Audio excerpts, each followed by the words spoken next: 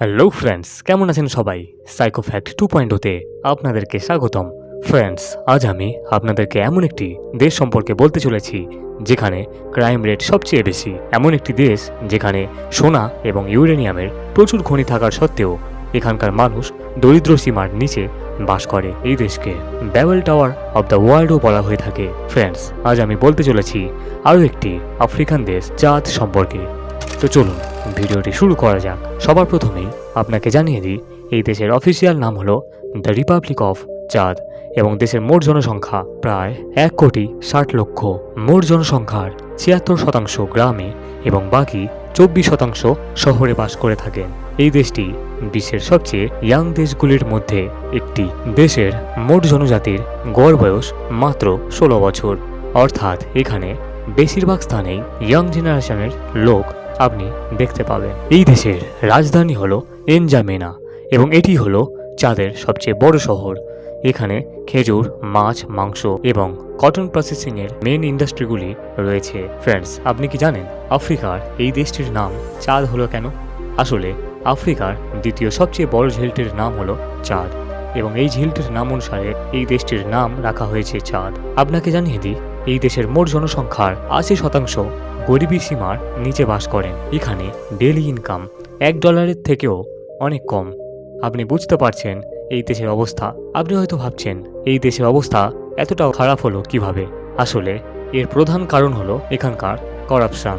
আপনি জানলে অবাক হবেন, এই দেশের কোনো কাজই সোজা রাস্তায় সঠিক নিয়মে হয় না। ঘুষ ছাড়া এখানে কোনো কাজই সম্পন্ন হয় না এবং এই ঘুষের কারবার এখানে রমরমা চলছে। এখানে কেউই কোনো কিছুতে ভয় পায় না। আইন তো শুধু নামমাত্রই রয়েছে এই দেশে। এই রকম পরিস্থিতি হলে দেশের গরিবী তো বাড়বে, এটাই স্বাভাবিক। আর এর ফলেই এই দেশে ক্রাইম রেট সবচেয়ে বেশি। আপনাকে জানিয়ে দিই, এই দেশে কেউই সন্ধ্যের পর বাড়ির বাইরে বেরোতে পারে না। এখানে সন্ধ্যের পর বেরোলেই হতে হবে লুটপাটের শিকার। এখন আপনি নিশ্চয়ই বুঝে গেছেন এই দেশের অভ্যন্তরীণ অবস্থা কেমন। আপনাকে জানিয়ে দিই, এই দেশের মোট 70% অংশই মরুভূমি। মাত্র 30% জমি বসবাসের যোগ্য। এখানে কৃষিকাজ, ফসল উৎপাদন এক প্রকার হয় না বললেই চলে। এমন একটি দেশ যেখানে আপনি না চাষ করতে পারবেন আর না কোনো রকম কাজ করতে পারবেন। এখানে জীবন অতিবাহিত করা সত্যি ভীষণ কষ্টকর এখানকার সাধারণ মানুষের কাছে। এখানে মেডিকেলের কোনো সুব্যবস্থা নেই। গণনায় দেখা গেছে এখানে প্রতি 24,000 লোকের পিছনে মাত্র একজন ডাক্তার রয়েছে। এখানে বড় কোনো রোগে আক্রান্ত হলে সুচিকিৎসার অভাবে মারা যায়। এখানে মশাবাহিত রোগ, ম্যালেরিয়া, ডেঙ্গু প্রভৃতির প্রকোপ প্রবল। আপনি জানলে অবাক হবেন, এই দেশে বছরে 9 থেকে 10 মাস গরম থাকে। মরুভূমি প্রবণ এলাকা হওয়ার কারণে এখানে দিনের বেলায় প্রচণ্ড গরম পড়ে, আবার রাত হলে প্রচণ্ড ঠান্ডা। কোনো বাইরের দেশের ট্যুরিস্ট এখানে এলে আবহাওয়ার সাথে অ্যাডজাস্ট হতেই কিছু সময় লেগে যাবে। যদিও এই দেশে কোনো ট্যুরিস্ট যায় না বললেই চলে। আপনাকে জানিয়ে দিই, এই দেশে প্রায় 100টিরও বেশি ভাষা ব্যবহার করা হয়ে থাকে এবং 200টিরও বেশি জাতি এখানে বাস করেন।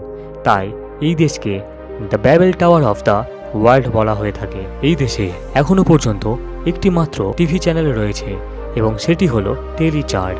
এখানে খুব কম সংখ্যক মানুষের ঘরে টিভি রয়েছে। বেশিরভাগ মানুষের কাছে টিভি নেই। এখানে ইলেকট্রিসিটিও না থাকার মতোই। এই দেশে একটি মাত্র রেডিও স্টেশন রয়েছে। এখানকার জীবনযাপনের ধারা অন্যান্য সমস্ত দেশের থেকে অনেক পিছিয়ে। আপনাকে বলে দিই, এই দেশের মানুষ এক ধরনের মিউজিক ইনস্ট্রুমেন্ট বাজাতে খুবই ভালোবাসেন। এটির নাম হলো কাকাকি। সমস্ত রীতিনীতি অনুষ্ঠানে এই ইনস্ট্রুমেন্টটি বাজানো হয় এবং এখানকার প্রত্যেক পুরুষকে এই ইনস্ট্রুমেন্টটিকে বাজানো কম্পালসারি হিসাবে ধরা হয়। এখানে আর কিছু থাক বা না থাক, সঙ্গীতের মজা অবশ্যই পাবেন। এই দেশটি গরিব হলেও এখানকার মানুষ হাসি মজা করতেই খুবই ভালোবাসেন। তবে চাঁদ দেশের একটি বড় সমস্যা হলো এখানকার ধর্মবিভেদ। এখানে মুসলিম এবং খ্রিস্টান এই দুটি জাতির মধ্যে প্রায়শই হিংসাত্মক লড়াই দেখা যায়, যার ফলে এই দেশের মহল সবসময় খারাপ হয়ে থাকে। এখানে আরও একটি বড় সমস্যা হলো নেশা। এখানকার বেশিরভাগ পুরুষ মদের নেশায় আসক্ত থাকে এবং বাড়ির মহিলা কাজ করে এবং সংসার চালায়। এমন একটি দেশ যেখানে 3 দশক ধরে লড়াই দাঙ্গা চলছে আর নিজেদের মধ্যে হিংসা দাঙ্গা মারামারি করে চলেছে। এই কারণেই এই দেশকে বিশ্বের সবচেয়ে বিশৃঙ্খল অশান্ত দেশ বলা হয়। এই সব কারণগুলির জন্য এখানে কখনো ট্যুরিস্ট আসতেও চায় না।